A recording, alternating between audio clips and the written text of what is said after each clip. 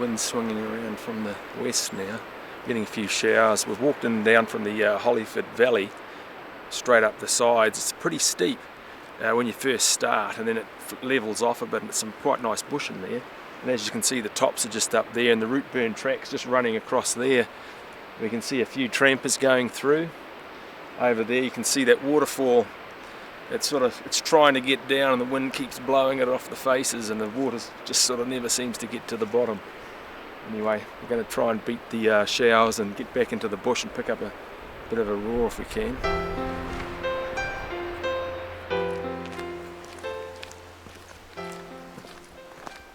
Which is a lovely spot, this one. This is called the Orchard, as you'll know by reading the sign. Now this is the root burn we're standing on here. That way is to Tiana, or to the divide. That's where the track starts, and then you've got Milford Sounds swinging out that way, and this way goes the Root Burn Road. When we started this morning, where the vehicle is, it's about 200 metres above sea level, and here we've walked up to about 1,000 metres above sea level, so she's a bit of a hack. Now we're not going to take the track down, we're going to go straight off the edge and through the steep jungle on our way back. We haven't heard a sound in regard to roaring, so we better get going. Now's a good time to start.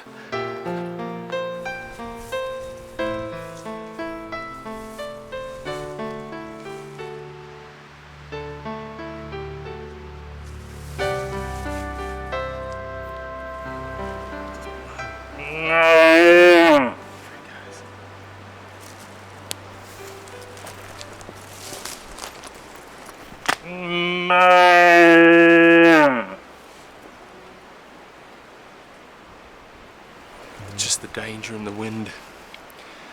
When it's so windy you can't hear far enough. He was responsive. He was just a sort of maybe a scrubby 9 or an 8 or something, I think. Do you think? Yeah. And in the wind you've just got to keep screaming your roars out, and hopefully you get an answer, and that's what happened. Came up quickly. It would have only been 100 metres before we heard him. Next thing, getting your gear out. Coming up nicely there. Did you get anything? I think just got a little bit. Yeah, I've got nothing. Just After we ran and stopped, you know. It's just so hard, you know, with the stills. It's a shame. I was hoping he was going to come up straight below us. Well, yeah, through here, yeah. But he went to the bloody side. They always do that. Always goes to the side, eh? Anyway, I mean, we didn't think we'd actually have any luck, did we? So windy. Yeah, it's really windy. It swirls a lot in this country. Anyway, we'll keep going and keep your fingers crossed.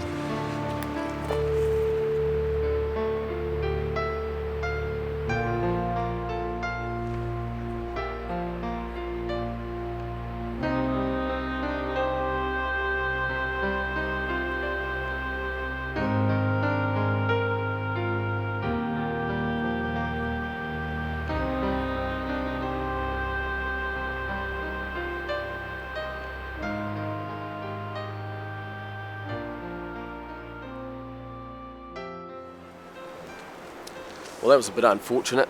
We just come over a bit of a lump there, gave a roar, and next thing, just hear a bit of a moo. And he's just down below us. It was a little stag, only probably a 6-pointer, maybe 4 or 6-pointer.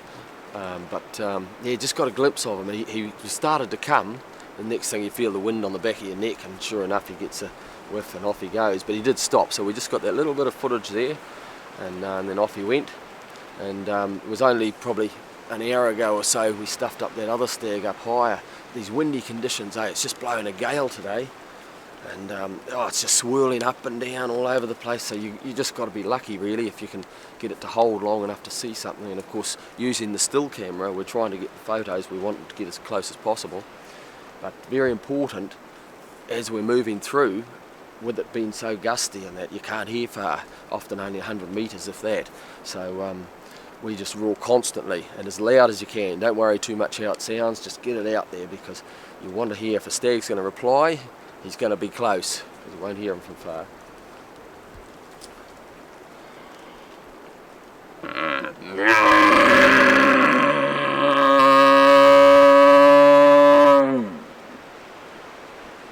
Often we'll just do a single roar, so that if he replies immediately you'll hear him, because sometimes if you give a double roar he might reply and you don't hear him because you've given the second one.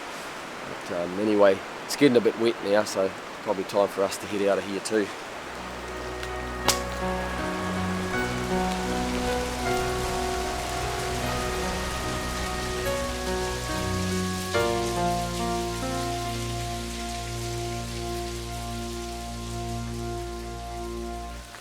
Oh, that was a bit of cool action there. We got up this morning thinking, in the rain on the roof down at the hut, thinking, is it worth getting out of bed at all? Yeah. And so we come up over the summit because Paul came up last night and heard a bit of a roar. So we thought, oh well, we'll give it a shot this morning and just popped around the side there, eh? Yeah. Give it a moan.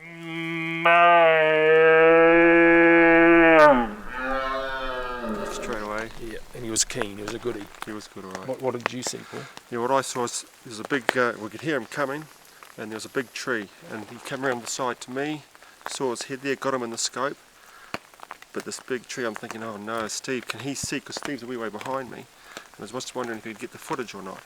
So I'm waiting there, had him there in my sights, had some nice big brow tines sticking out, but I wasn't quite sure if Steve had got him in the camera, so I'm waiting and waiting, and then waited a little too long maybe, and then he either seen us. Good discipline. Good He's a disciplined young man. Yeah. It's been one of those days that you wonder whether it's worth getting out of the old sleeping bag at all. 500 millimetres of rain due in Fjord in the next 48 hours. We've got about 200 on us already, I think. Yeah, and sort of think, was it worth coming? But yeah, it was. I mean, you can never tell. Always persist, don't you, Paul? And that excitement is worth it. That's the third brother. That's Paul. He's the big mountain man.